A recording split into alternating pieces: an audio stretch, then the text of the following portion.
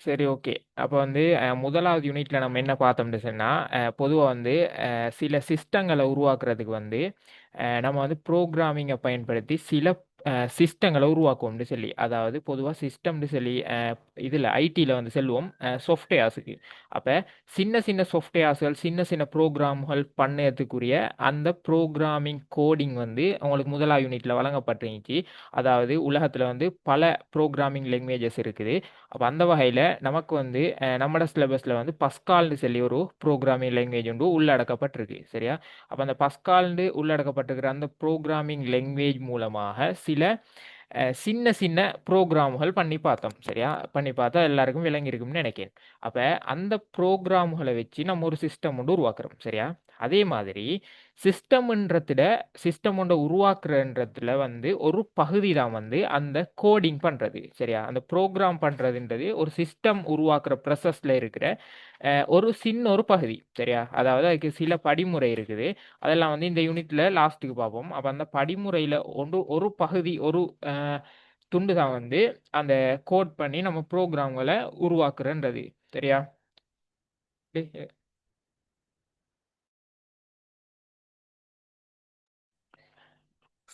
அப்ப வந்து அந்த வகையில இந்த யூனிட்ல அதாவது இந்த 2வது இந்த யூனிட்ல வந்து நம்ம என்னத்த பார்க்க போறோம்டா, ஒரு சிஸ்டம்டா என்ன? அதாவது ஒரு முறைமைடா என்ன? அந்த முறைமையில வந்து என்னென்ன உள்ளடங்கப்படணும்? அதே மாரி ஒரு முறைமைய உருவாக்கத்துக்குரிய சில படிமுறைகள் இருக்கு. சரியா? அதுகள வந்து இந்த யூனிட்ல ஹாஃப்க்கு போற மாரி அந்த பகுதி ஸ்டார்ட் ஆகும். அதுதான் கொஞ்சம் விரிவா இருக்கு. அந்த முறைமைய ஒன்றை உருவாக்குறதுக்குரிய படிமுறைகள் வந்து இதுல வந்து நான் நினைக்கிறேன் ஒரு 4, 5 சப் டாபிக்குக்கு பிறகு வரும். அது வந்து பெரிய ஒரு பகுதி. சரியா? பெரிய ஒரு பகுதி. ஆனா இந்த யூனிட் வந்து பொதுவா மத்த யூனிட்ஸோட ஒப்பிடக்கிட்ட வந்து மிகவும் சிறிய ஒரு அலகாக இருக்கும். சரியா? இப்ப வந்து நம்ம ஒரு முறைமைண்டா என்ன? அந்த முறைமையில உள்ளடங்க வேண்டிய அடிப்படைகள் என்ன? அதே மாரி முறைமைக்குரிய உதாரணம் சில, ஒரு முறைமையில என்னென்ன காணப்படும்? அதுகள் பத்தி. அடுத்து வந்து தகவல் முறைமைண்டா என்ன? தகவல் முறைமையில 2 வகை இருக்குது. அந்த 2 வகையும் என்ன? அதில உள்ளடங்குறது என்ன? அதே மாதிரி அந்த தகவல் முறைமை 2க்கும் உரிய வித்தியாசம் என்ன? அப்படின்றத பத்தி நம்ம இப்ப பார்ப்போம். சரியா?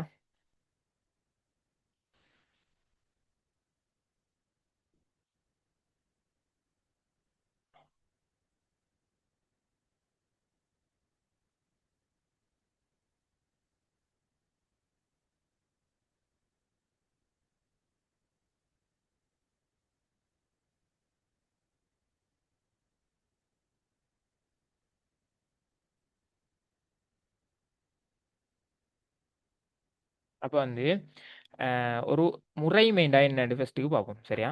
முறைமைன்னு ஒண்ணு சொன்னா, இத நல்லா பாருங்க. இதுல வந்து என்ன வரைவிலக்கணம் தந்திருக்குன்னா, யாதாயினும் ஒரு பொது நோக்கத்த அடைஞ்சு கொள்றதுக்காக வந்து பல கூறுகள வந்து பயன்படுத்துறது தான் ஒரு முறைமை. சரியா? அப்படின்னு சொல்லி சொல்லப்பட்டிருக்கு. அதாவது முறைமைன்னு சொன்னா, முக்கியமா என்ன விடயம் இருக்கும்டா, ஒரு பொது நோக்கம் ஒன்று இருக்கும்.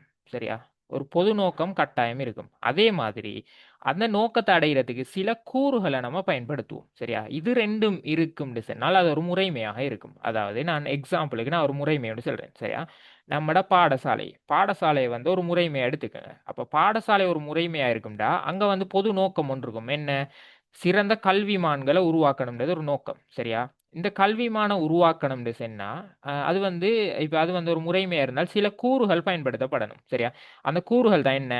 பாடசாலையில வந்து வகுப்பறைகள் பயன்படுத்தப்படும். அதே நேரம் பாடசாலையில வந்து ஸ்டூடண்ட்ஸ் கட்டாயம் இருக்கணும். அது ஒரு கூறு. அதே நேரம் டீச்சர்ஸ் இருக்கணும். இது வந்து ஒரு கூறு. இப்படி பல கூறுகள பயன்படுத்தி தான் அந்த பொது நோக்கத்த அடைவோம். சரியா? அப்ப அந்த பொது நோக்கம்ன்றது வந்து என்னது? சிறந்த கல்விமான்களை உருவாக்குறதாக இருக்கும். அதே மாதிரி கூறுகள் வந்து அதுல இருக்கிற ஒவ்வொரு எலிமெண்ட் அதாவது பாடசாலையில காணப்படுற பொருட்களா இருக்கையிலும், உபகரணங்களா இருக்கையிலும், அதே நேரம் ரிசோர்ஸஸ் வளங்களா இருக்கையிலும், அதே மாதிரி இந்த டீச்சர்ஸா இருக்கையிலும், ஸ்டூடண்ட்ஸா இருக்கையிலும் இதெல்லாம் வந்து ஒவ்வொரு கூறாக இருக்கும். சரி, ஒவ்வொரு கூறு அதாவது யூனிட்டா இருக்கும் ஒவ்வொன்றும்.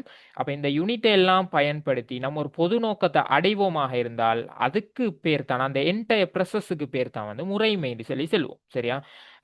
பாடசாலைய ஒரு முறைமையா ஞாபகம் வச்சுட்டீங்கன்னாலும் ஓகே. அப்படி இல்லன்னு சொன்னா, வேற வேற இன்னும் எக்ஸாம்பிள் நெறைய சொல்லலும். ஒரு முறைமைனா பொதுவா ஒரு கணினி கூட ஒரு முறைமை தான். கணினின்றது ஒரு முறைமை. என்ன?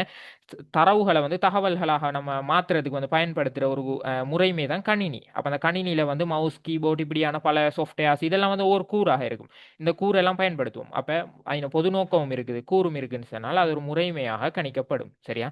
லைஃப்பில், அதாவது நம்மளோட ரியல் லைஃப்லேயும் நிறைய உதாரணங்கள் இருக்குது. அதே மாதிரி ஐடி ரீதியாக யோசிக்கிட்டையும் நிறைய உதாரணம் இருக்குது. வந்து ஒரு முறைமைண்டா என்னன்னு விளங்கிக்கிறது. சரியா? அப்போ இதை வந்து நம்ம ஒரு முறைமையாக எடுத்தமாக இருந்தால் ஒரு பாடசாலையை, நான் இப்போ ஒரு உதாரணத்துக்கு சொன்னேன்னா ஒரு முறைமையாக இருக்கும்னு சொல்லி. சரியா?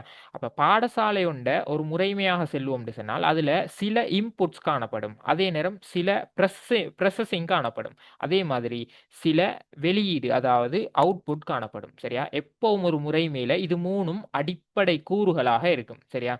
எப்பவும் நான் நல்லா ஞாபகம் வச்சுங்க, ஐடின்னு வரக்கிட்ட இந்த கூறுகள் அல்லது அடிப்படை கூறுகள்னு சொல்லி எவ்விடத்தையாலும் கேட்காண்டா அதில் வந்து இன்புட் ப்ரொசஸிங் அவுட்புட்ன்றது தான் மேக்ஸிமம் வந்து நிறைய இடங்கள்ல வந்து இது மூணு தான் யூஸ் பண்ணப்படும். இதை வந்து நீங்கள் டார்கெட் பண்ணி என்ன தெரியுது நீங்கன்றாலும் அது வந்து சரியாக தான் இருக்கும். சரியா? நீங்கள் இந்த புத்தகத்தில் நிறைய இடத்துல பார்த்துருப்பீங்க இன்புட் ப்ரொசஸிங் அவுட்புட்னு சொல்கிற இந்த சொற்களை வந்து. சரியா?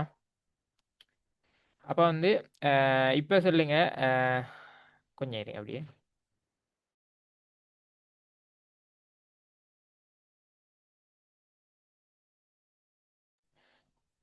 அப்போ நம்ம வந்து ஒரு பாடசாலை ஒரு முறைமையாக எடுத்தமாக இருந்தால் அங்கே என்னென்ன இன்புட் காணப்படும், என்னென்ன ப்ரெஸ்ஸஸ் காணப்படும், என்னென்ன அவுட்புட் காணப்படும்னு சொல்லி இப்போ பார்ப்போம். இந்த நான் பேசுறது வந்து லேக் ஆகி வருகுதா, உட்டு டூ மாதிரி வருகுதா, கவரேஜ் ப்ராப்ளம் மாதிரி? இல்ல சார். அப்போ அந்த ஒருத்தருக்கு தான் போல அப்படி. கொஞ்சம் உங்களோட கவரேஜ் எப்படின்னு சொல்லி செக் பண்ணிக்கோங்க. நான் நினைக்கிறேன் எனக்கு என்ன கவரேஜ் இஷ்யூ ஒன்று இல்லைன்னு சொல்லி, ஏன்னா எல்லாரும் சொல்லல. இல்லை தானே? ஓகே. அப்போ உங்களோட கவரேஜ் கொஞ்சம் டெஸ்ட் பண்ணீங்க. சரி. அப்போ வந்து பாடசாலையை ஒரு முறைமையாக கருதினமாக இருந்தால் அங்கேயும் சில இன்புட் காணப்படும், சில ப்ரொசஸிங் காணப்படும், சில அவுட்புட் காணப்படும். சரியா? இப்போ உதாரணத்துக்கு எடுத்துட்டோம்னு சொன்னால் பாடசாலை ஒரு முறைமையாக இருந்தால் அங்கே என்ன இன்புட்டாக இருக்கும்டா, இப்போ வந்து டீச்சர்ஸ், இந்த டீச்சர்ஸ் இவங்களை வந்து அவங்க வந்து உள்வாங்கணும் ஸ்கூலுக்கு. சரி? அப்போ வந்து அது இன்புட்டாக எடுக்கப்படுது ஸ்கூலுக்கு. அதே நேரம் இப்போ நம்ம ஸ்டூடெண்ட்ஸையும் எடுப்பாங்க ஸ்கூலில், அப்போ அதுவும் வந்து ஒரு இன்புட்டாக இருக்கும். கல்வின்றதை இன்புட் பண்ணணும், பிள்ளைகளுக்கு கொடுக்கணும். அதே நேரம் கல்வின்றது வந்து பயன்படுத்தப்படணும், அப்போ அதுவும் வந்து ஒரு இன்புட்டாக இருக்கும். சரியா?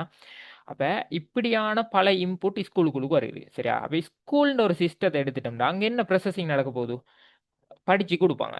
சரியா? இது வந்து ஒரு ப்ரொசஸாக இருக்கும். அதே நேரம் நல்ல நோக்கங்களை அடைஞ்சு கொள்றதுக்காக நிறைய அட்வைஸுகள் பண்ணுவாங்க, நிறைய கைட் பண்ணுவாங்க. சரியா? இதுகள் எல்லாம் வந்து என்னதாக இருக்கும், அந்த பொது நோக்கத்தை அடைவதற்கான ஒரு ப்ரொசஸிங்காக இருக்கும். அதே மாதிரி ஒரு ஸ்கூல் எடுத்துட்டோம்னா என்ன அவுட்புட் வரப்போகுது, இப்போ கல்வியற்ற அடல்ட்ஸான ஸ்டூடெண்ட்ஸ் வருவாங்க. இப்போ அதாவது அடல்ட்ஸ்ன்னு சொல்கிற என்னத்துக்கு அந்த ஆரம்ப நிலையில் அந்த மெச்சுவர்ட்னு சொல்லி சொல்லுவோம் தெரியுமா, சரியான அந்த புத்தி நிலைமை அடையலைன்ற வயசில் தான் நம்ம ஸ்கூலுக்குள்ளே போக போகிறோம். அப்போ ஸ்கூலை விட்டு வெளியாக கொள்ள நம்ம எப்படி வெளியாகுவோம், அந்த சின்ன பருவத்தில் இருந்த அந்த புத்தி இதுகளோட அந்த கல்வியோட இருக்க போகிறோம் இல்லை தானே? ஸ்கூலை விட்டு வெளியாகிட்டு நம்ம எப்படி வெளியாகுவோம், நம்ம ஒரு நல்ல ஒரு கல்விமானா, நல்ல ஒரு கைட் பண்ணப்பட்ட நல்ல ஒரு மெச்சூரிட்டி லெவலில் நம்ம வெளியாக போகிறோம். அப்போ ஒரு ஸ்கூலில் ஸ்டூடெண்ட்ஸ் வந்து இன்புட்டாக இருந்தால் அந்த ஸ்டூடெண்ட்ஸுக்கு வந்து இந்த ப்ரொசஸிங்கள் நடக்கப்பட்டு, அதாவது அவங்களுக்கு வந்து என்னது அவங்க படிப்பாங்க, அதே நேரம் அவங்களுக்கு டீச் பண்ணப்படுகுது. அப்போ இதெல்லாம் வந்து இப்படியான பல ப்ரொசஸிங்களுக்கு பிறகு வரக்கூடிய அந்த அவுட்புட் அந்த ஸ்டூடெண்ட்ஸ் அவுட்புட்டாக, அதாவது அந்த ஸ்கூலை விட்டு வெளியாகிட்டு எப்படி வெளியாகுவாங்க, சிறந்த கல்விமான்களா வெளியாகுவாங்க. சரி? அதுதானே பொது நோக்கம். என்ன சிறந்த கல்விமான்களை அடைந்து கொள்வதுதான் ஒரு முறைமையிட நோக்கமாக இருக்குது. அதாவது பாடசாலைன்ற ஒரு முறைமையிட நோக்கம் என்ன, பொது நோக்கத்தை அடைஞ்சு கொள்றதுன்னு சொன்னால் அங்கே என்ன நோக்கம் இருக்கும்னு சொன்னால் சிறந்த கல்விமான்களை உருவாக்குறதாக இருக்கும். அவங்க வந்து அதுக்காக டீச்சர்ஸ் மற்ற வளங்கள் எல்லாம் பயன்படுத்துவாங்க. இதை வந்து ஒரு முறைமையை உதாரணமாக சொன்னால் இது பாடசாலை ஒரு முறைமைன்னு சொல்லி சொன்னோம்டா, இங்கே வந்து இன்புட் ப்ரொசஸிங் அவுட்புட் 3 பயன்படுத்தப்பட போகுது. அந்த 3ல் இன்புட் வந்து பாடசாலை மாணவர்களாக இருப்பாங்க, அதாவது கல்வி நிலையற்ற மாணவர்களா இருப்பாங்க. இவங்க வந்த பிறகு இவங்களுக்கு படிப்பிக்கப்பட்டு, இவங்க நல்லா படிச்சு, இவங்க வெளிய போகிட்டு வந்து சிறந்த கல்விமான்களா வெளியீடாக போவாங்க. சரியா? அப்ப வந்து இன்புட் வந்து கல்வியற்ற அல்லது அடல்ட்ஸ் ஆன மாணவர்கள் அல்லது ஜஸ்ட் மாணவர்கள். ப்ரொசஸிங்ன்றது வந்து அவங்களுக்கு வந்து படிப்பிக்கப்படுகுது அல்லது அவங்க படிக்காங்க. இது வந்து ஒரு ப்ரொசஸிங் ஆக இருக்கும். இதெல்லாம் படிப்பிக்கப்பட்டு அவங்க வந்து வெளிய போகிற சிறந்த கல்விமான்களாக போறாங்க. இது வந்து ஒரு பாடசாலை என்ற முறைமையிட ஒரு இன்புட் ப்ராசஸிங் அவுட்புட்டாக இருக்கும். சரியா? இந்த முறைமைன்றது விளங்கிட்டா, அதே நேரம் இந்த முறைமையில வந்து என்ன இன்புட் என்ன அவுட்புட் அதே நேரம் என்ன ப்ராசஸிங் இருக்குன்னு விளங்கிட்டான்னு சொல்லி செட்டில் போடுங்க. எனக்கு டவுட் இருந்தால் கேளுங்க. விளங்கிட்டு சார். விளங்கி குயிக் பண்ணுங்க, எல்லாரும் போடுவோம்.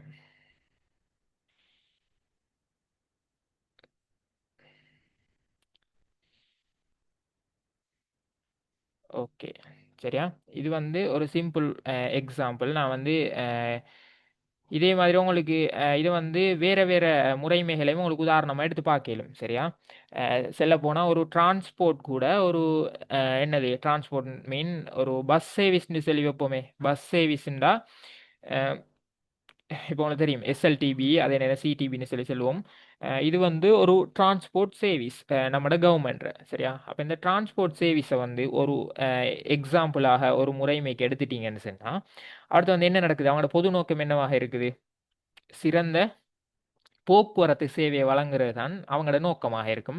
அதுக்காக அவங்க டிரைவர்ஸை பயன்படுத்துகிறாங்க. அதே நேரம் மற்ற ரிசோர்ஸஸ் பயன்படுத்தப்படுகுது. சரியா? ஊழியர்கள், டிரைவர்ஸ், அதே மாதிரி மற்ற வளங்கள் செல்ல போனோம்னு சொன்னால் டீசல், எல்லாமே கூறுகள், எல்லாமே வளங்கள் தான். சரியா? அப்போ இது அவ்வளவும் பயன்படுத்தப்பட போகுது. அப்போ வந்து இதையும் வந்து ஒரு முறைமையாக செயலும். இதே மாதிரி ரியல் வேர்ல்ட்லேயே நிறைய எக்ஸாம்பிள் இருக்குது. அதே நேரம் ஐடி ரீதியாக அவங்களுக்கு நிறைய யோசிச்சு பார்க்கல. நம்ம வந்து ஐடி ரீதியாக பார்ப்போம். கம்ப்யூட்டர் பேஸ்டாக எப்படி முறைமை இயங்குதுன்றதெல்லாம் பார்ப்போம். அது பார்க்கிட்ட கம்ப்யூட்டர் சிஸ்டங்களை பயன்படுத்துறதால என்ன பெட்டர் ஆப்ஷனல் இருக்குது, என்ன அட்வான்டேஜஸ் இருக்குன்னு சொல்லி அடுத்ததாக பார்ப்போம். சரியா? இப்போ வந்து ஒரு முறைமைண்டா என்னன்னு பார்த்துட்டோம். சரியா? முறைமைன்னு சொன்னால் ரியல் வேர்ல்ட் எக்ஸாம்பிள் ஒன்றும் இப்போ பார்த்தோம். சரியா? வேண்டாம், இந்த நோட்ஸ்லேயும் இருக்கு பாருங்க என்ன இருக்குண்டு. இப்போ நான் எக்ஸாம்பிள் எடுத்தது தான் இங்கே நோட்ஸ்லேயும் போட்டிருக்கேன். இந்த நோட்ஸ் வந்து ஓன் நோட்ஸ் தான். நான் வந்து இதை ஒரு 2 டேஸில் மாதிரியே குரூப்பில் போடுறேன். சரியா? இந்த மாதிரி வேலை ஃபுல்லாக முடியலை, ஒரு 2 டேஸில் போடுறேன். இப்போ பாருங்க, ஒரு முறைமையை நம்ம பாடசாலைன்னு சொல்லி ஒரு முறைமை எடுக்கும் எக்ஸாம்பிளுக்கு. சரியா? பாடசாலைன்னா ஒரு முறைமை. இதில் பொது நோக்கம் என்ன? நாட்டுக்கு நற்பிரஜைகளை உருவாக்குறதாக இருக்கு. அதாவது நான் சொன்னேன் சிறந்த புத்திஜீவிகளை உருவாக்குறது தான் ஒரு ஸ்கூல்ட நோக்கமாக இருக்கும். சரியா? அதே மாதிரி ஸ்கூல்ட என்னது இன்புட்டாக இருக்கும்? மாணவர்கள் இன்புட்டாக இருப்பாங்க. சரியா? அதே நேரம் முறை வழியாக்கம் வந்து கற்றல் கற்பித்தல் செயற்பாடுகள். சரியா? அதையும் நான் சொன்னேன். அதே மாதிரி வெளியீடு வந்து நற்பிரஜைகளை நாட்டுக்கு கிடைக்கும். அதாவது நற்பிரஜைகள் நாட்டுக்கு கிடைப்பாங்க. சரியா? இந்த மாதிரி தான் எப்பவும் ஒரு இன்புட் என்ன வருகுதோ அதே வந்து அவுட்புட்டாக போகாது. அப்படியாக இருந்தால் அது ஒரு சிஸ்டமாக கருதப்படாது. சரியா? இப்போ இன்புட் வந்து பிள்ளைகள்னு சொல்லி வச்சுட்டோம்னா அவுட்புட்டும் பிள்ளைகள்டே வராது. சரியா? அது வந்து ஏதாவது ஒரு மாற்றம் ஒன்று நடந்து வெளியீடாக செல்லக்கூடியதாக இருக்கும். அதுதான் வந்து ஒரு சிஸ்டமாக கணிக்கப்படும். ஏன்னா ஒரு பொது நோக்கத்தை அடைவதற்காகத்தானே அந்த சிஸ்டம் உருவாக்கப்பட்டிருக்க. அந்த நோக்கத்தை அடையிறதாக இருக்கும். இல்லாண்டா அந்த சிஸ்டம் ஃபெயிலியர். சரியா? இப்போ வந்து பார்ப்போம். இப்போ நம்ம பார்த்தது ஜஸ்ட் சிஸ்டம். சரியா? ஆனால் இப்போ பார்க்க போகிறது வந்து இன்ஃபர்மேஷன் சிஸ்டம். சரியா? இதில் டேட்டா இன்ஃபர்மேஷன் இருக்கு, அது வந்து பிழை. சரியா? இதில் இன்ஃபர்மேஷன் சிஸ்டம்னு வரும். இந்த இங்கிலீஷில் இருக்கிறது பிழை. சரியா? தகவல் முறைமைன்னு சொன்னால் இன்ஃபர்மேஷன் சிஸ்டம்னு வரும். அப்போ வந்து இன்ஃபர்மேஷன் சிஸ்டம்னா என்ன இப்போ பார்ப்போம். இப்போ நம்ம இதுக்கு முதல் பார்த்தோம் வந்து என்ன, ஒரு தரவு தகவலாக மாறும். ஆனால் வந்து பொதுவாக அதை தரவு தகவலாக மாறுன்னு பார்க்க மாட்டோம். ஒரு சிஸ்டம்டா பொது நோக்கத்தை அடைஞ்சு கொள்றதுக்காக வந்து நம்ம பல கூறுகளை பயன்படுத்துறது ஒரு சிஸ்டம்னு பார்த்தோம். சரியா? இப்போ வந்து அதே சேம் ப்ராசஸ் தான் தகவல் முறைமைக்கும் பயன்படுத்தப்படும். ஆனால் அவர்த்த வந்து என்ன தெரியுமா, ஐடியில் வந்து எல்லா இடத்தையும் நான் உங்களுக்கு இதுக்கு முதல்ல சொன்னேன், ஒரு தரவை தகவலாக மாற்றுறது தான் கணினியிட நோக்கம். அப்போ ஐடியில் வந்து என்னத்தை வந்து பொதுவாக பார்ப்போம், ஒரு கம்ப்யூட்டரை தான் பார்ப்போம். சரியா? கம்ப்யூட்டர் தான் ஐடியோட பேஸு, ஐடியோட அடிப்படையே கம்ப்யூட்டர். அப்போ அந்த இன்ஃபர்மேஷன் சிஸ்டம்ன்றது வந்து கணினிக்கு தான் முக்கியமானது. சரியா? கணினியோட மெயின் நோக்கமும் என்னன்னு நான் உங்கள்கிட்ட சொல்லிட்டேன், தரவை தகவலாக மாற்றுறது தான் கணினியோட நோக்கமும் உண்டு. சரியா? அப்போ வந்து கொஞ்சம் இருங்க, ஒரு 1 மினிட்.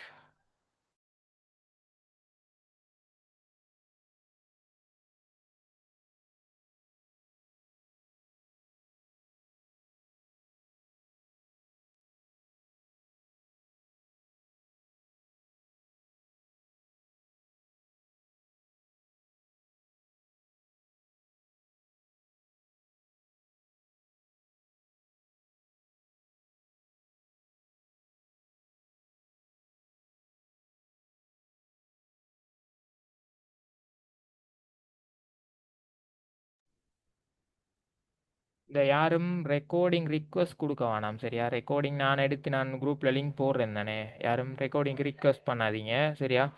உங்களுக்கு வந்து ரெக்கார்டிங் கிடைக்கும். ரெக்கார்டிங் யாரும் பண்ணவும் தேவையில்ல சரியா? ஸ்க்ரீன் ரெக்கார்டிங் அது இதுன்னு சொல்லி சும்மா தடமாற வேணாம். நான் வந்து ஒரிஜினல் ரெக்கார்டிங் வந்து குரூப்பில் போட்டுட்டு தான் இருக்கேன் சரியா? அதால் ரெக்கார்டிங் யாரும் ரிக்வெஸ்ட் பண்ண தேவையில்ல. இங்கே வந்து 2 ரிக்வெஸ்ட் வந்து யாரும் போடாதீங்க அப்படி சரியா? அப்போ வந்து கணினியை தான் வந்து நம்ம ஐடியில் வந்து ஒரு பொதுவான முறைமையாக எடுப்போம். அதனால தான் வந்து இப்போ கணினியோட பொது நோக்கம் என்னடா, ஒரு தகவலை அதாவது தரவுண்டை வந்து தகவலாக மாற்றுறதாக இருக்கும். அதால தான் வந்து அந்த தகவல் முறைமைன்றதையும் ஒரு முறைமையாக வந்து நம்மட இந்த சிலபஸில் வந்து சேர்த்துருக்காங்க சரியா?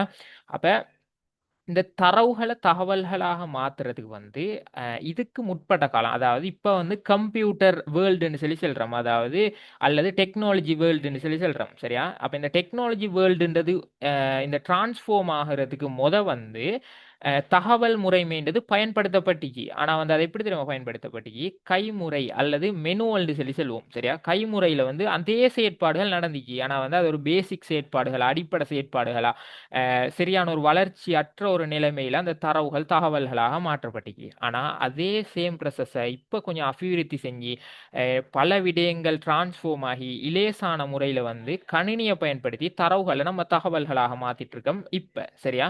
அப்போ இது வந்து மெயினாக ஒரு கணினியை உதாரணமாக செல்வோம். அப்போ இதில் வந்து இன்புட்டாக தரவு இருக்கும் சரியா?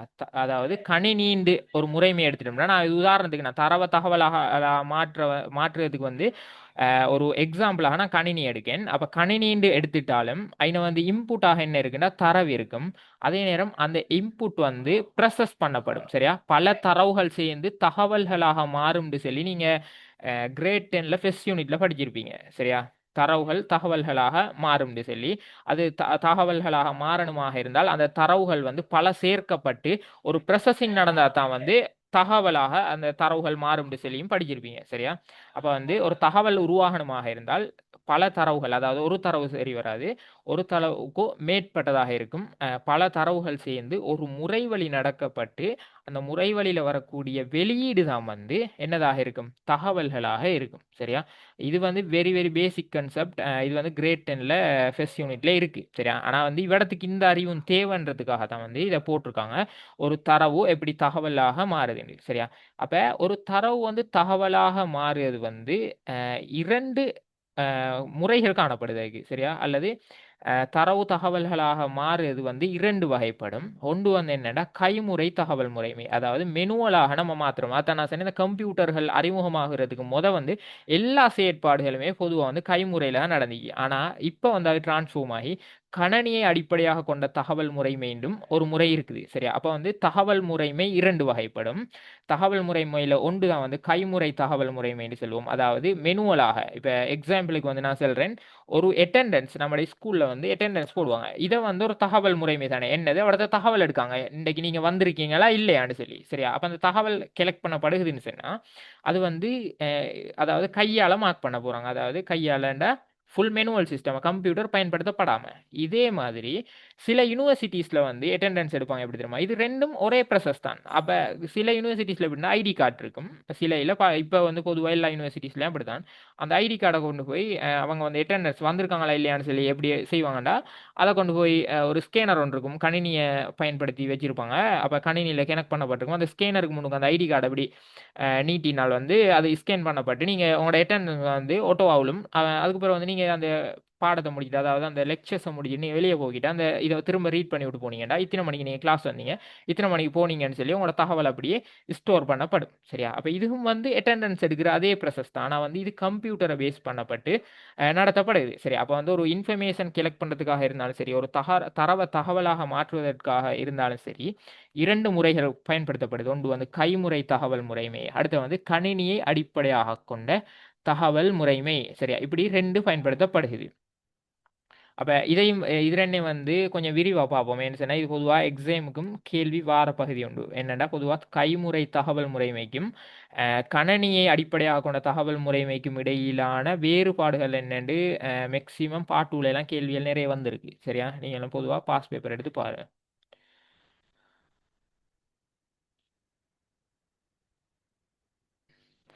ஓ ஓ அப்போ வந்து ஹெச்ஆர் மேனேஜ்மெண்ட் சொல்லி ஒரு பகுதி ஒன்று இருக்குது சரியா.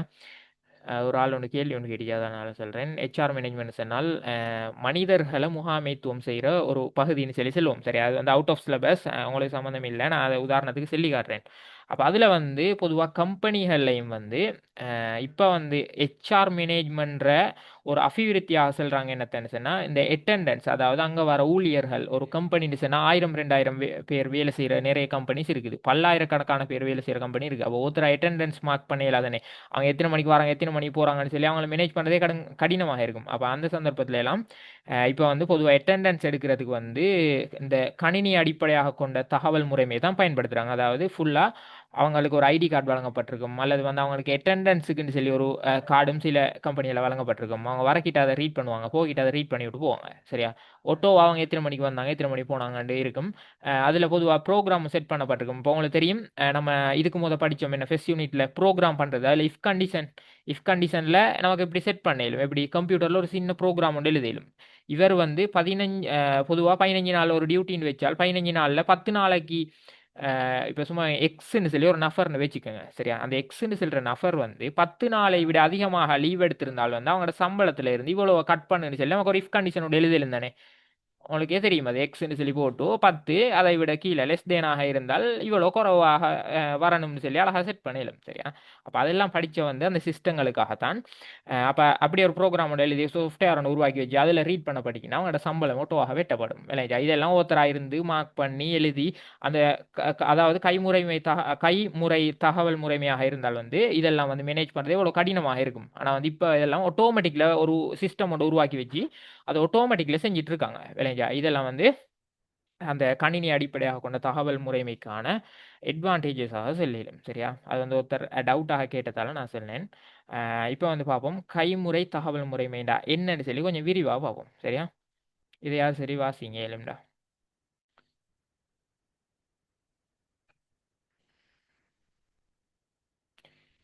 யாருனாலும் சரி, யாராவது ஒருத்தர் வாசிங்க. கைமுறை தகவல் முறைமை. இம்முறைமையின் அனைத்து முறைவழிப்படுத்தல்களும் நபர்களின் கைகளால் மேற்கொள்ளப்படும். உதாரணம், பாடசாலையில் மாணவர்கள் அனுமதி பெறும் கைமுறை தகவல் முறைமையை நோக்குவோம். உள்ளீடு பிள்ளையின் பெயர், உரிய வருடம். முறைவழியாக்கம் பிள்ளைகளுக்குரிய செயற்விளக்கத்தை வழங்குதல், அந்த செயற்விளக்கத்திற்குரிய கோவைகளை இனங்காணல், அந்த கோவைகளில் உரிய வருடங்களின் பெறுபேறுகள் பற்றிய விவரங்களை பெறல், அந்த தகவல்களின் துணையுடன் அறிக்கை தயாரித்தல். வருவிரைவு உரிய வருடத்திற்கான பிள்ளையின் அறிக்கை.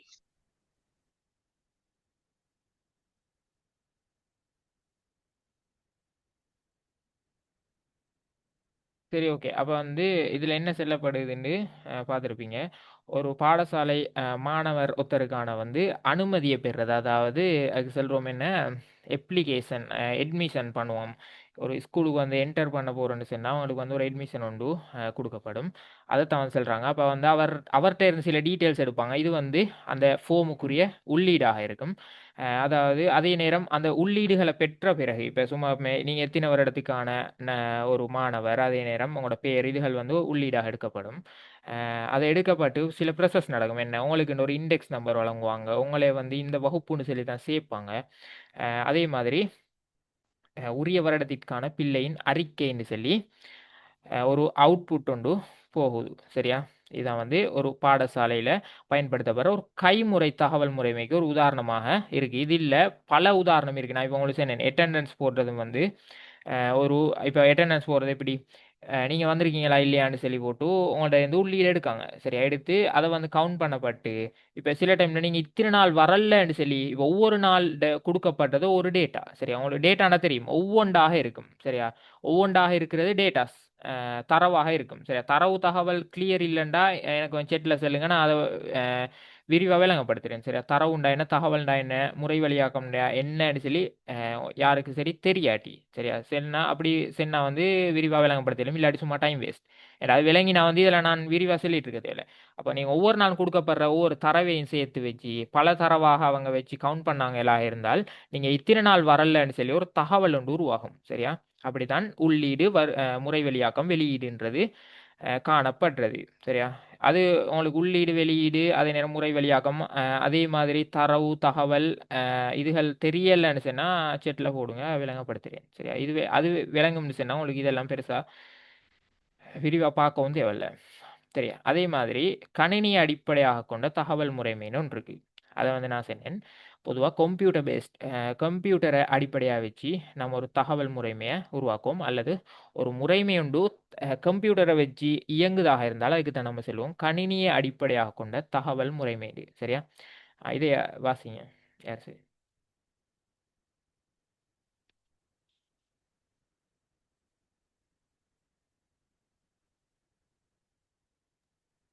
கணினியை அடிப்படையாக கொண்ட தகவல் முறைமை.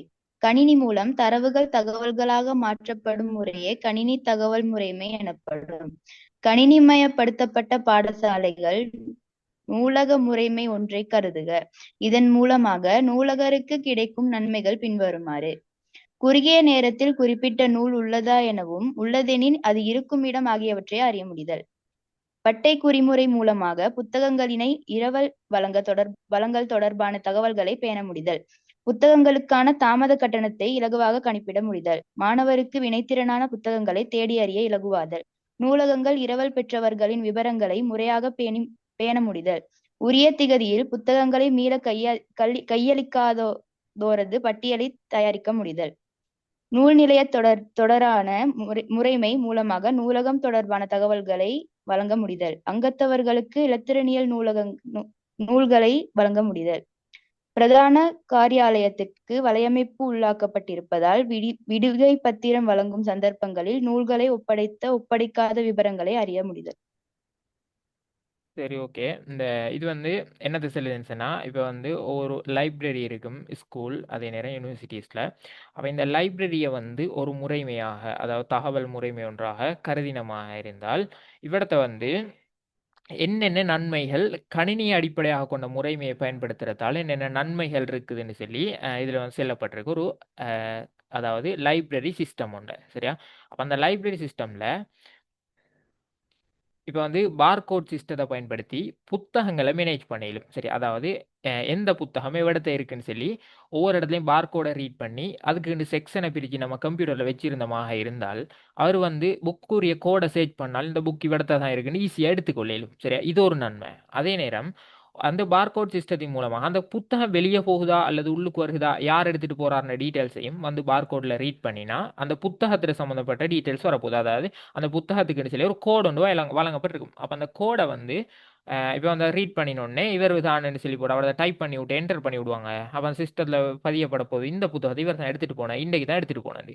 அப்போ அதையும் வந்து மேனேஜ் பண்ணிக்கொள்ளக்கூடியதாக இருக்கும். அதே மாதிரி அந்த லைப்ரரியில் வந்து சில ஊழியர்கள் வேலை செய்வாங்க. அப்போ அந்த ஊழியர்களை மேனேஜ் பண்ணிடும், அவங்களோட அட்டெண்டன்ஸ். அதே நேரம் லைப்ரரிக்குள்ளுக்கு யார் வராங்க, எந்த டைமில் வராங்க, எந்த டைமில் போகிறாங்க, இதை வந்து ஈஸியாக மேனேஜ் பண்ணிக்கொள்ளும். அதே மாதிரி புக்ஸ்ன்னு சொல்லி சொல்லுவோம். இப்போ வந்து புக்ஸை வந்து லைப்ரரி மேனேஜ்மெண்ட் சிஸ்டத்தில் வந்து அவங்க ஒரு வெப்சைட்டில் வந்து போட்டிருப்பாங்க. சரியா? அதாவது பொதுவாக சில கவர்மெண்ட் யூனிவர்சிட்டிஸ்லையும் எல்லா புக்ஸும் வந்து ரீட் பண்ணப்பட்டு அல்லது ஸ்கேன் பண்ணப்பட்டு அவங்களோட லைப்ரரின்னு சொல்லி ஒரு பகுதியில் இருக்கும். சரியா? அப்போ உங்களுக்கு தேவைண்டா அந்த புக்ஸை வந்து இலத்திரனியல் ரீதியாக மொபைல்லையும் எடுத்து பார்த்துக்கொள்ள ஏழுமாக இருக்கும். சரியா?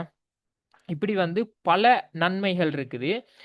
அதே நேரம் இந்த சில புத்தகங்களுக்கு வந்து எடுத்துகிட்டு போகிறதுக்கு அதுக்கு வந்து பெரோஃபின்னு சொல்லி சொல்லுவாங்க. அந்த புத்தகத்தை வந்து மீள கொண்டு வந்து உரிய டேட்டுக்கு சப்மிட் பண்ணமாக இருந்தால் ஒரு விலையாக இருக்கும். அதே நேரம் அதை வந்து நம்ம இப்போ சும்மா நான் எக்ஸாம்பிள் சொல்கிறேன், ஒரு வீக் தாராங்கண்டு. சரியா? 1 வீக் தாராங்க ஒரு புக்கை வந்து எடுத்துகிட்டு போய் நீங்கள் வந்து ரீட் பண்ணிவிட்டு சப்மிட் பண்ணுறதுக்குன்னு சொல்லி வச்சோம்டா, அப்போ அதுக்கு வந்து ஒரு 100 ரூபா தொகைன்னு சொன்னால் நீங்கள் வந்து அதிகமாக நாள் எடுக்கீங்க, ஒரு 2-3 நாள் எடுக்கீங்கன்னு சொன்னால் அதுக்கு ஒரு 50 ரூபா ஃபைனும் வச்சுருப்பாங்க. சரியா? அப்போ அந்த ஃபைன் இப்போ நீங்கள் எண்டைக்கு உணர்ந்து சப்மிட் பண்ணுறீங்க, எண்டைக்கு எடுத்துகிட்டு போகிறீங்கன்றதை அவங்க வச்சு அதை மேனேஜ் பண்ணி உங்களுக்குரிய ஃபைன் எவ்வளோ, அதே நேரம் உங்களோட புக்குக்குரிய பெரோ ஃபீ எவ்வளோ, இதுகளை வந்து சரியாக அவங்களுக்கு ஈஸியாக கவுண்ட் பண்ணிடலாம். எப்படி அதை வந்து இவங்க வந்து நீங்கள் எப்போ கொண்டு வந்து சப்மிட் பண்ண அல்லது எப்போ அதை எடுத்துகிட்டு போனன்ற டேட் எல்லாம் எடுத்து பார்த்து கிட்டத்தட்ட ஒரு 4000-5000 பேர் படிக்கிற ஒரு யூனிவர்சிட்டியில் இதுகளெல்லாம் மேனேஜ் பண்ணுறது எவ்வளோ கஷ்டம். மெனுவலாக, அதாவது கைமுறையில் எழுதி அதெல்லாம் ஒவ்வொரு நாளும் தேடி இவங்க எப்போ கூட சப்மிட் பண்ணாங்க, எப்போ எடுத்துகிட்டு போகிறாங்கன்றதெல்லாம் நாளெல்லாம் எண்ணி அவங்களோட பேமெண்ட் எல்லாம் கைமுறையில் வந்து மேனேஜ் பண்ணுறதாக இருந்தாலும் எவ்வளோ கடினமாக இருக்கும். அப்போ கம்ப்யூட்டர் சிஸ்டத்தை பயன்படுத்துவதன் மூலமாக இதெல்லாம் வந்து ஈஸியாக செஞ்சு கொள்ள இயலுமாக இருக்கும். சரியா? இப்போ வந்து இந்த கம்ப்யூட்டர் பேஸ் சிஸ்டத்துக்கும் அதே மாதிரி மேனுவல் சிஸ்டத்துக்கும் இடையிலான வேறுபாடுகள் என்னன்றது விளங்கிட்டா? அதாவது பொதுவாக நம்ம இதை பார்த்தோம், இதில் வேறுபாடும் இருக்குது, அதையும் பார்ப்போம். சரியா? பொதுவாக பார்த்தா விளங்கிட்டா எது கம்ப்யூட்டர் சிஸ்டம், அதே மாதிரி எது மேனுவல் சிஸ்டம்னு, அதில் இருக்கிற நன்மைகள் என்ன அப்படின்ற விளங்கிட்டா? எது? விளங்கிட்டு சார். சரி, ஓகே. எல்லாரும் எல்லாரும் சொல்லுங்க. சரி, டவுட் இருந்தால் கேளு. விளங்கிட்டு சார்.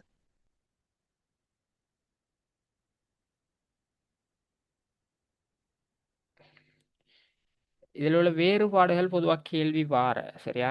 அதை கொஞ்சம் நல்லா பார்த்துக்கோங்க. நான் இப்போ வந்து சில பகுதியில் செல்லுவேன், பொதுவாக கேள்வி வார பகுதிகள் சொல்லி, சரியா?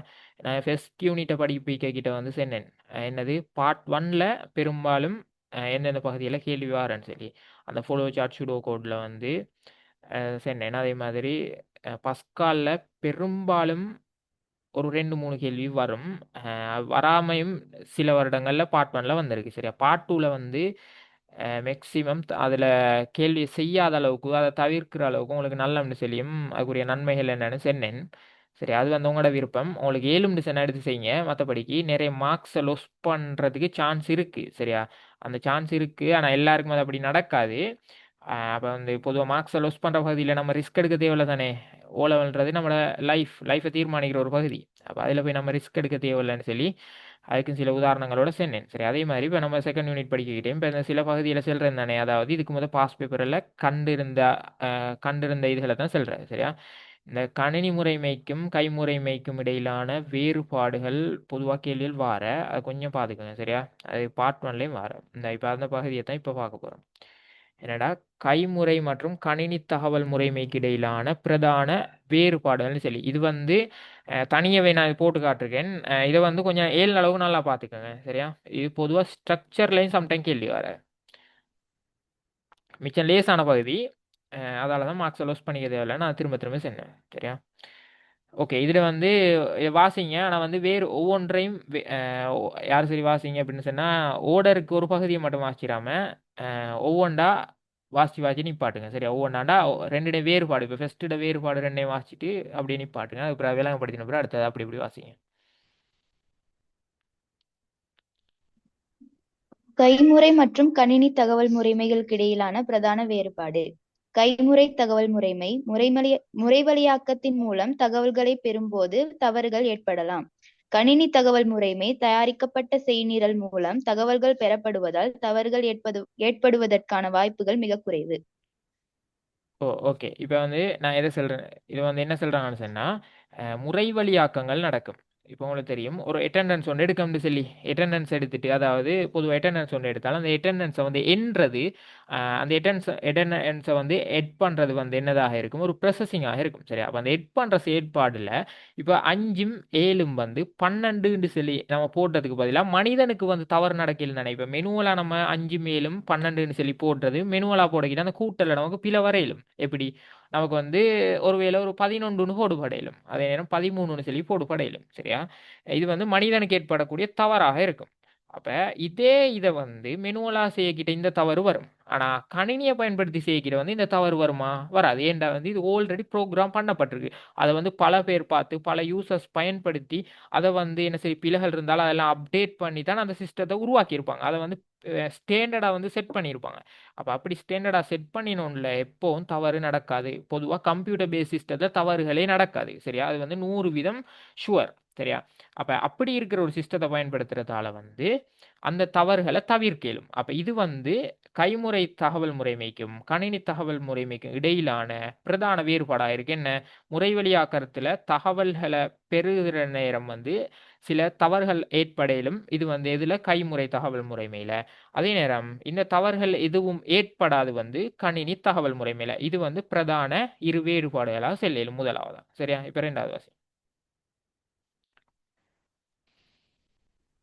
தகவல்களை முறைவழிப்படுத்த அதிக காலம் தேவைப்படும். கணினி தகவல் முறைமை குறுகிய காலத்தில் முறைவழிப்படுத்தலாம். ஓ, சரியா? இப்போ இதுக்கு வந்து ஒரு உதாரணமாக சொல்லும். என்னடா, நீங்கள் கிரேட் 10ல் எக்ஸல்னு சொல்லி ஒரு பகுதி படிச்சிருப்பீங்க. சரியா? எக்ஸல்னு சொன்னால் நான் நினைக்கிறேன் அஹ், 7வது யூனிட் கிரேட் 10 இருக்கு 7வது யூனிட் சரியா.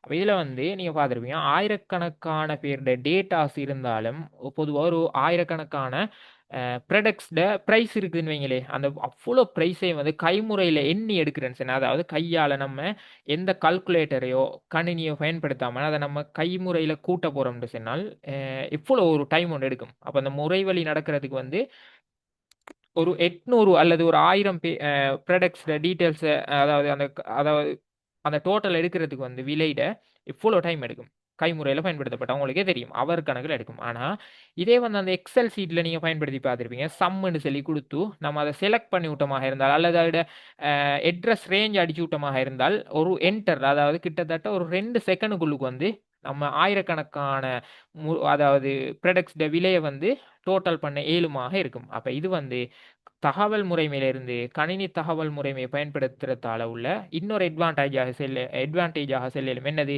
குறுகிய கால இதிலே வந்து முறைவழிப்படுத்த இயலுமாக இருக்கும் கணினி தகவல் முறைமையில சரியா. இது வந்து 2வது பிரதான வேறுபாடாக இருக்கும். அதாவது முதலாவது என்னத்தை பார்த்தோம்னு சொன்னால் தவறுகள் ஏற்படையிலும்னு சொல்லி, அதே நேரம் 2வதா செல்றம் வந்து அதிக காலம் எடுக்கும் என்னத்துல கைமுறையில். ஆனால் இதே வந்து ஒப்போசிட்டாக இருக்கும் கணினி தகவல் முறைமையில் என்ன தவறுகள் எதுவும் நடக்காமல் இருக்கும். அதே மாதிரி குறுகிய காலத்துக்குள்ளுக்கே வந்து முறைவழிப்படுத்த இயலுமாக இருக்கும் சரியா. இது 2 தான் முதலாவது 2வது வேறுபாடுகளாக இருக்கு. சரி, 3வது விஷயம் கைமுறை தகவல் முறைமை தரவுகளை சேமிக்க அதிக இடவசதி தேவைப்படுவதுடன் ஆவணங்களை பேணுவதற்கு அலுமாரி அவசியமாகும். கணினி தகவல் முறைமை மிக சிறிய இடப்பரப்பில் அதிகளவான தரவுகளை பேண முடிவதுடன் இதற்கென தரவுத்தள மென்பொருள் பயன்படுத்தப்படும். ஓகே சரியா. இப்போ வந்து ஒரு பெரிய ஒரு டேட்டா பேஸ் ஒன்று பேண போகிறோம்னு வைங்களே. டேட்டா பேஸ் மீன் ஒரு நிறைய பேர்ட, அதாவது ஒரு 10,000 பேர்ட டீட்டெயில்ஸை கொண்ட ஒரு தரவுத்தளம் உண்டு, அதாவது டேட்டா பேஸ் ஒன்று பேண போகிறோம்னு சொன்னால், இப்போ பாருங்க, இதை வந்து 10,000 பேர் டீட்டெயில்ஸை நான் சேவ் பண்ண வேண்டுமாக இருந்தால் ஒரு கைமுறையில் நம்ம அதை சேமித்து வச்ச போகிறோம்னு சொல்லி வைங்களே, உதாரணத்துக்கு எடுத்துக்கோங்க சரியா. அப்படி எடுத்தால் எத்தனை கொப்பிகள் தேவைப்படும், கிட்டத்தட்ட எத்தனை ஃபைல் தேவைப்படும் சரியா. 10,000 பேர் டீட்டெயில்ஸ், அதாவது அவர பிறந்த டேட், அவர பேர், அதே நேரம் அவர் சம்மந்தப்பட்ட ஃபுல் டீட்டெயில்ஸையும் கொண்ட ஒரு 10,000 பேர் இன்ஃபர்மேஷனை நம்ம வச்சிருக்க போகிறோம்னு சொன்னால், இதை கைமுறையில் பயன்படுத்தி அவ்வளோத்தையும் எழுதி பாதுகாக்க போகிறமாக இருந்தால் எத்தனை கொப்பிகள் தேவைப்படும், எத்தனை ஃபைல்ஸ் தேவைப்படும், அதை சேமித்து வைக்கிறதுக்கு வந்து ஒரு பெரிய கபர்ட் தேவைப்படும் சரியா. இப்படியான இடவசதி தேவைப்படும். ஆனால் வந்து கணினி தகவல் முறைமையில் 10,000 பேர் இல்லை, லட்சக்கணக்கில் உள்ள மக்களோட டீட்டெயில்ஸை தான் நம்ம சேவ் பண்ணி வச்ச போகிறோமாக இருந்தாலும் ஒரு கிட்டத்தட்ட ஒரு 1 TB ஹார்ட் டிஸ்க் கொண்டு போதும். அப்படி இல்லைன்னு சொன்னால் ஒரு சின்ன பென் டிரைவ் கொண்டு போதும் சரியா. 1 TBடையோ அல்லது ஒரு 512 GBடையோ ஒரு பென் டிரைவில் வந்து, ஒரு பென் டிரைவ்ன்றது என்னது எவ்வளோ ஒரு ஒரு கிட்டத்தட்ட ஒரு 3 இன்ச் தான் இருக்கும், 3 இன்ச்சுக்கு உட்பட்டதாக இருக்கும். அப்போ இந்த 3 இன்ச் இடத்துக்குள்ளுக்கு வந்து நம்ம லட்சக்கணக்கான மக்களோட டீட்டெயில்ஸை உள்ளடக்க போகிறோம் சரியா. ஆனால் வந்து இப்படியான டீட்டெயில்ஸை உள்ளடக்கிறதுக்கு கைமுறையை பயன்படுத்தினமாக இருந்தால் பாரிய இடப்பரப்பு தேவைப்பட போகுது சரியா. இது வந்து 3வது வேறுபாடாக செல்றோம். என்னது, இடவசதி தேவை வந்து கைமுறை தகவல் முறைமைக்கு, அதே நேரம் சிறிய இடப்பரப்புலேயே சேமித்து வைக்க இயலுமாக இருக்கும் கணினி தகவல் முறைமையில் சரியா. இது வந்து 3வது வேறுபாடாக இருக்கு. சரி, 4வது வாசிங்க. பல்வேறு காரணிகளால் தரவுகள் அழிவடையலாம். கணினி தகவல் முறைமையோடு ஒப்பிடும்போது பாதுகாப்பு குறைவானதாகும். கணினி தகவல் முறைமை காப்பு முறைமையின் ஊடாகவும் கடவுச்சொல்லை இடுவதன் மூலமும் தரவுகளை பாதுகாப்பாக பெறலாம். ஓகே, இது என்ன தெரியுமா சொல்றாங்க, இப்போ வந்து பல பேர் டீட்டெயில்ஸை நம்ம ஒரு கொப்பிலையோ அல்லது பல கொப்பிகள்லையோ உள்ளடக்கி வச்சிருக்கோம்னு சொல்லி சொல்கிறோம் சரியா. ஒருவேளை ஒரு தண்ணியில் வந்து நனைஞ்சி அது வந்து எரேஸ் ஆகிட்டுனாலும் சரி, அப்படி இல்லை ஒரு நெருப்புல அது வந்து எரேஸ் ஆகிட்டுனாலும் சரி, அப்படி இல்லைன்னு சொன்னால் வேறு ஏதாவது ஒரு அசம்பாவிதம் மூலமாக அது வந்து அழிஞ்சு போய்த்துன்னு சொன்னால் அதை நமக்கு திரும்ப பெற்றுக்கொள்ள இயலாது. அதோட கொப்பீஸ் வந்து நம்மக்கிட்ட இல்லை சரியா.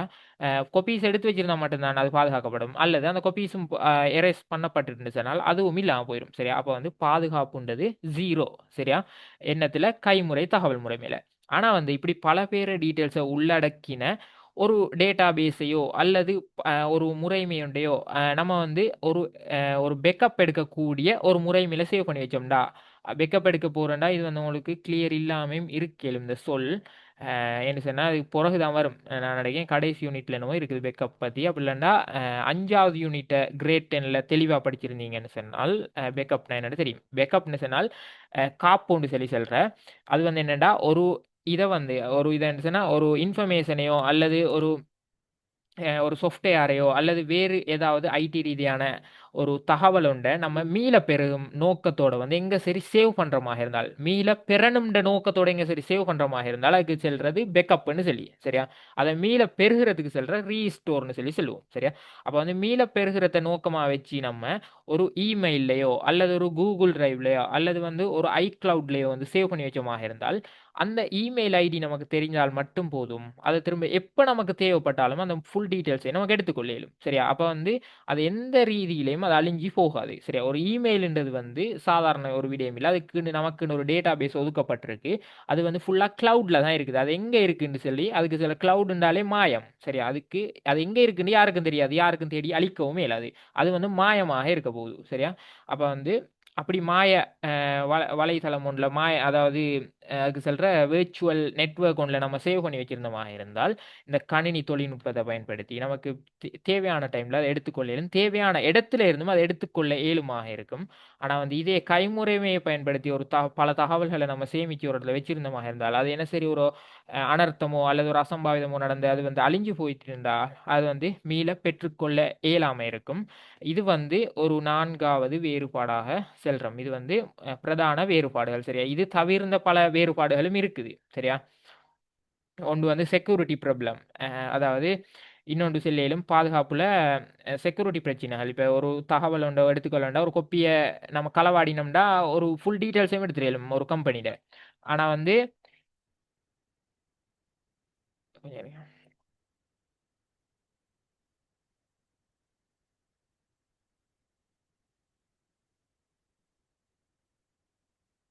கொஞ்சம் இருங்க அப்படியே.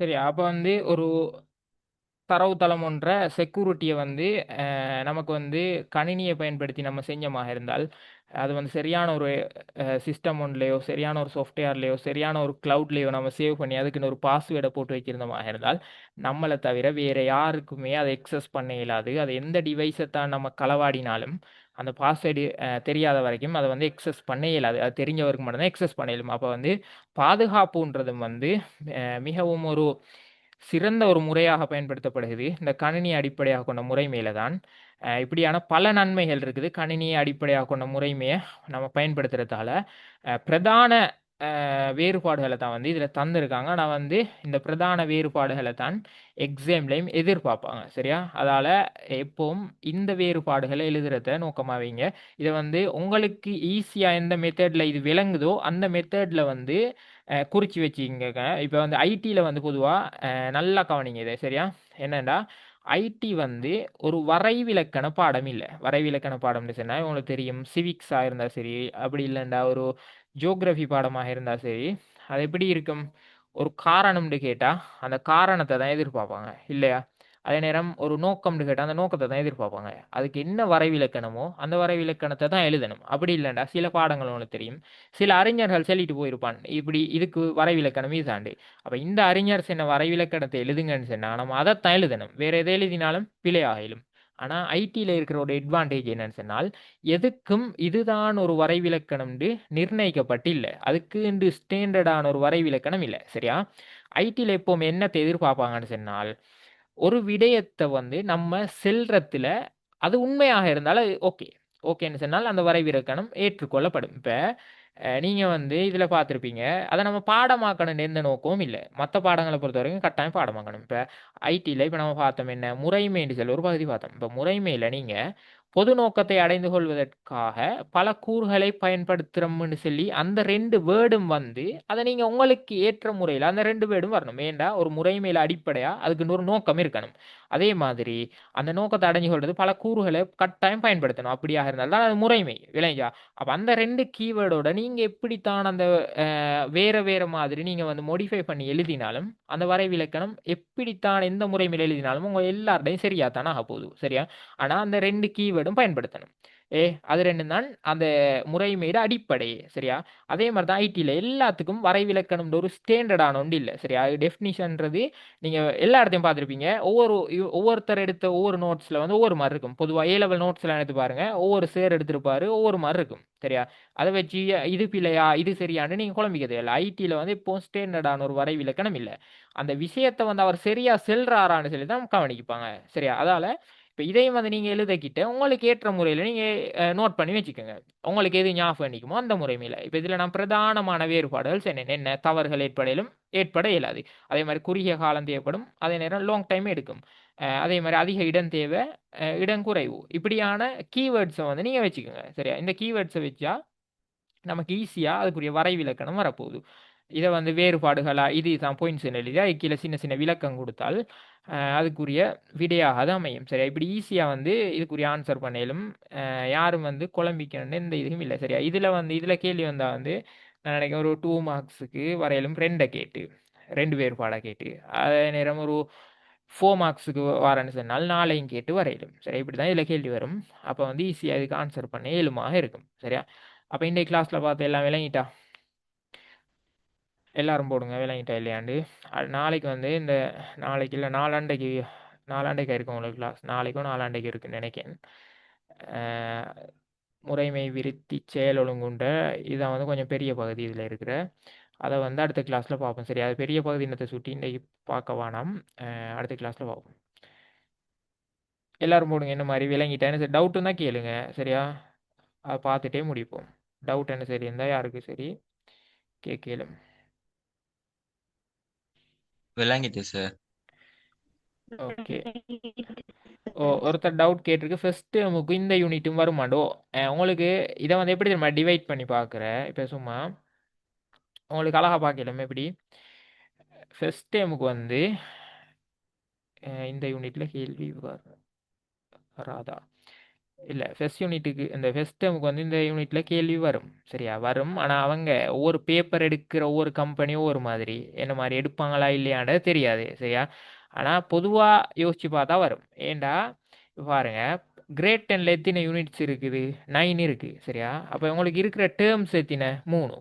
அப்போ 3 டேர்முக்கும் 9 யூனிட்டுக்குள்ள கேள்வி எடுக்கணும்னா அவங்க எப்படி எடுப்பாங்க?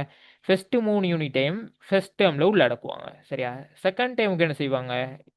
ஃபர்ஸ்ட் 6 யூனிட்டுக்கு எடுப்பாங்க. தேர்ட் டேர்மில் வந்து ஃபர்ஸ்ட்டு 9 யூனிட்டுக்கு எடுப்பாங்க. அதை வந்து 3க்கு டிவைட் பண்ணி தான் சிலபஸ் பிரித்து இருப்பாங்க. சரி, அப்படி தானே அதில் பிரிக்கிறேன். நான் ஐடியை பொறுத்த வரைக்கும் அதிகமான பாடங்கள் இல்லை. அதிகமான பாடங்கள் இருந்தால் வந்து அதை வந்து என்ன செய்வாங்கன்னா கிரெடிட் ரீதியாக பிரிப்பாங்க. அதெல்லாம் விளங்கப்படுத்தினடா பெரிய பகுதி. சரியா? கிரெடிட் ரீதியான்னு சொன்னால் அது ஒரு பெரிய முறை வேணால் அது சொல்ல வரல. அப்போ கிரெடிட் ரீதியாக பிரிப்பாங்க. சரியா? ஆனால் வந்து அதெல்லாம் உங்களுக்கு தேவையில்லை. அது அந்தளவுக்கு அவசியம் இல்லை. A-லெவலை பொறுத்த வரைக்கும் அப்படி இல்லைன்னா யூனிவர்சிட்டி சிஸ்டங்களை பொறுத்த வரைக்கும் அந்த கிரெடிட் அதெல்லாம் வந்து விளங்கி எடுக்கிற அளவுக்கு நல்லா. சரியா? இதை நீங்கள் ஈஸியாக விளங்கிங்க. இந்த யூனிட்ஸை வச்சு பார்த்தா விளங்கும். இப்போ அதாவது 11ஆம் ஆண்டு எடுத்துட்டோம்டா 16ஆம் ஆண்டில் எத்தனை இருக்குது? 6 யூனிட் இருக்குது. சரியா? 6 யூனிட் இருந்தால் முதல் 2 யூனிட்லையும் ஃபர்ஸ்ட் டைமுக்கு எடுப்பாங்க. செகண்ட் டைமுக்கு வந்து முதல் 4 யூனிட்லையும் எடுப்பாங்க. தேர்ட் டேமுக்கு வந்து ஃபுல் அதாவது என்டையர் சிலபஸில் இருந்து எடுப்பாங்க. 10, 11 ரெண்டும் சேர்த்து. சரியா? ஃபர்ஸ்ட் யூனிட்டில் மட்டும் தான் சரி.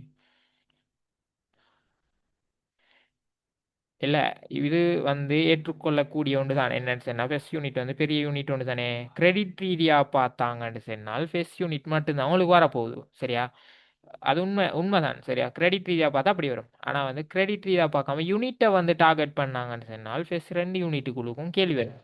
ஆனால் இந்த செகண்ட் யூனிட்டை பொறுத்த வரைக்கும் உங்களுக்கு இது பெரிய பகுதியே இல்லை. இல்லைங்களா? ஃபர்ஸ்ட் யூனிட் எவ்வளோக்கு பிக்கோ அந்த அளவுக்கு சிறிய ஒரு யூனிட் தான் ரெண்டாவது.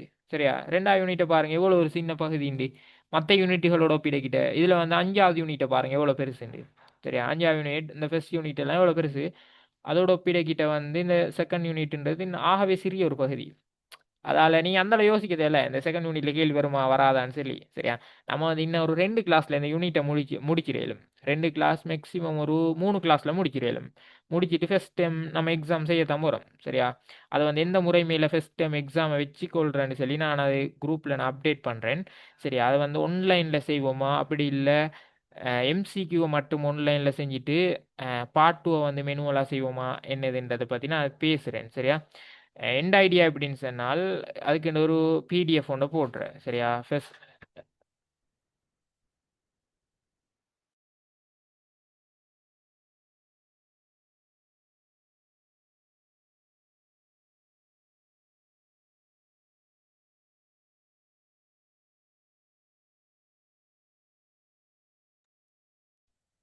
சரியா. அப்போ வந்து கொஞ்சம்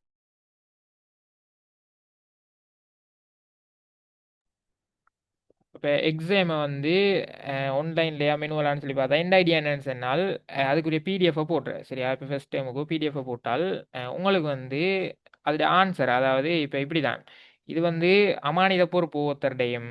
இப்போ நீங்கள் வந்து புக்கை பார்த்து எழுதுறீங்களோ இல்லை வேறு எதில் சரி நெட்டில் தேடி எழுதுறீங்களோ அது வந்து உங்களோட மனசு ரீதியானது. ஆனால் இவிடத்த வந்து உங்களோட தேவை என்னவா இருக்குன்னு சொன்னால் மார்க்ஸ் கூட எடுக்கணுன்றது தேவையாக இருக்கப்பட சரியா. உங்களுக்கு எந்த பகுதியில் ஆக குறைவாக மார்க்ஸ் வருகுது அதே நேரம் நீங்கள் வந்து இப்போ எந்த நிலைமையில இருக்கீங்க சரியா. இதை வந்து நீங்கள் கட்டாயம் ஐடென்டிஃபை பண்ணணும். இதை விட்டுட்டு நான் மார்க்ஸ் கூட எடுக்கணுன்றதுக்காக கள்ள வேலை செஞ்சு வந்து அதில் உங்களுக்கு எந்த பெருமதியும் இல்லை சரியா. ஜீரோ தானே உங்களுக்கு உரிய நன்மையாக இருக்கும். ஏண்டா நீங்கள் வந்து இன்னும் நினச்சிட்டு இருப்பீங்கன்னா கொஞ்சம் அப்படி இருங்க.